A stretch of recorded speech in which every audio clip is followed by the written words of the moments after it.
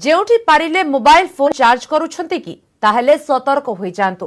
कारण यह आपणक पई विपज्जनक होई पारे कारण एही चार्जिंग पॉइंट रु लीक होई पारे आपणक गोपनीय तथ्य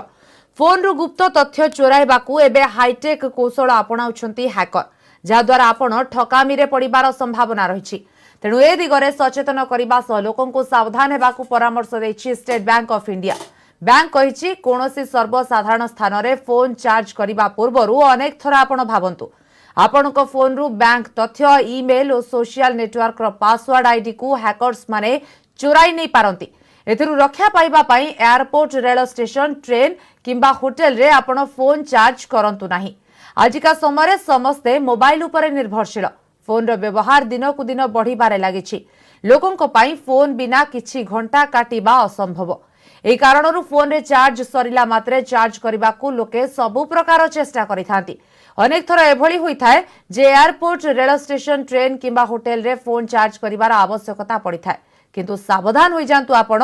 कारण फोन चार्ज करिबा द्वारा हैकर्स माने आपनको मोबाइल रु गोपनीय तथ्य संग्रह करि नै पारंती जेपरि कि आपनको बैंक तथ्य ईमेल सोशल नेटवर्क रो पासवर्ड आईडी हैकर्स माने चोराई नै पारंती जथा संभव फोन को निज घरे चार्ज करबा सह जरूरीकालीन स्थिति पाई पावर बैंक व्यवहार करबा को परामर्श दैछंती साइबर एक्सपर्ट।